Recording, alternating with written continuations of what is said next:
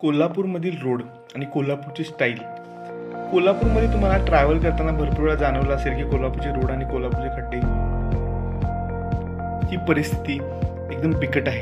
रोडमध्ये मोठे मोठे खड्डे, धुळीचे मोठे मोठे लोट हे रोडवरून तुम्हाला जाताना दिसतात. आता जस्टच पावसाळा संपला आणि हिवाळ्याची सुरुवात होत आहे. तर पावसाळा संपल्यामुळे धुळीच्या लाटा या रोडवरती पूर्ण येत आहेत. तर कोल्हापुरी स्टाईलमध्ये तुम्हाला सगळ्यात पहिला इम्पॉर्टंट आहे या गॉगलची. हा गॉगल जर तुमच्या डोळ्यामध्ये नसेल आणि तुम्ही जर कोल्हापूरमधून ट्रॅव्हल करत असाल तर संध्याकाळपर्यंत तुमचे डोळे लाल होतील, डोळ्यांमध्ये खाज सुटेल, डोळ्यांचे इन्फेक्शन चालू होईल. सगळ्यात नेसेसरी इम्पॉर्टंट गोष्ट कोल्हापूरच्या रोडवरती ट्रॅव्हल करताना. सेकंड इम्पॉर्टंट गोष्ट, आजकाल तुम्ही कोल्हापूरमध्ये बघत असाल की अप्पर रेस्पिरेटरी ट्रॅक इन्फेक्शन म्हणजे वरच्या श्वसन नलिकेचे इन्फेक्शनचे विकार वाढत चालले आहेत. पडलेल्या खड्ड्यांमुळे, वाढलेल्या धुळीमुळे ही धूळ आपल्या नाकात जाते, नाकातून फुफ्फुसात जाते आणि त्याच्यामुळे ॲलर्जी आणि ह्या सगळ्या गोष्टी आपल्याला चालू होतात. ह्याच्यामुळे कंटिन्युअसली रिकरंट इन्फेक्शन आपल्याला होत राहतं, आपण नेहमी आजारी पडत राहतो. त्यामुळे हे मास्क वापरणं कोल्हापूरमध्ये खूप गरजेचं आहे. जेव्हाही तुम्ही गाडीवरून तुमच्या घरापासून एक दूरचा अंतर पल्ला क्रॉस करणार असाल त्यावेळी ह्या मास्कची तुम्हाला खूप गरज आहे. हे मास्क तुम्ही 100% वापरलं पाहिजे.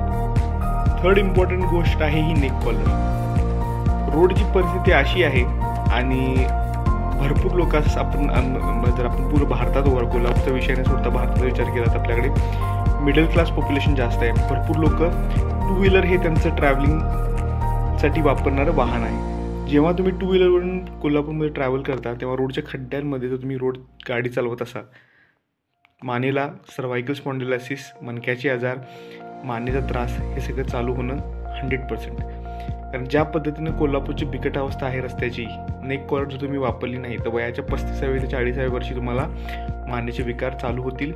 आणि जर तुम्ही तसंच त्याच्यावरती जबरदस्ती चालवत राहाल तर त्याच्यासाठी तुम्हाला ऑपरेशनची गरजसुद्धा लागू शकते. चौथी सगळ्यात महत्त्वाची गोष्ट म्हणजे हा कमरेचा पट्टा, याला म्हणतात लंबर सपोर्ट. मानेच्या मणक्याबरोबर आपल्या कमरेच्या मणक्याची पण महत्त्वाची भूमिका आपल्या शरीरामध्ये असते. टू व्हीलरमधून जेव्हा आपण कोल्हापूरच्या रोडवरून ट्रॅव्हल करतो, रोडच्या खड्ड्यांमध्ये जेव्हा तुमची गाडी जाते त्याचा दणका तुमच्या मागच्या पाठीच्या मणक्यांवरती बसतो. हा व्हिडिओ बघितल्यानंतर भरपूर लोकांना असं जाणवेल की हे सगळे प्रॉब्लेम, हे सगळे त्रास मला दररोज डे टू डे लाईफमध्ये मी ट्रॅव्हल करताना मला जाणवत आहेत.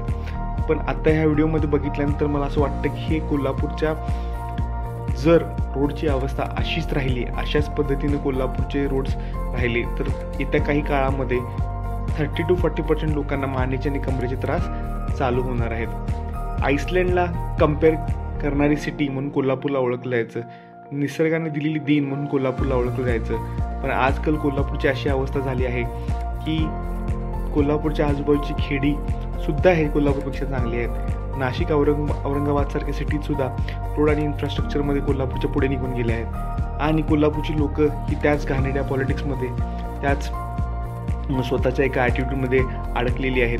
डेव्हलपमेंटच्या दृष्टिकोनातून कोल्हापूरकडे जर बघितलं जाईल तर कोल्हापूरची डेव्हलपमेंट ही 0 जरी म्हटलं तरी त्यात वाद नाही.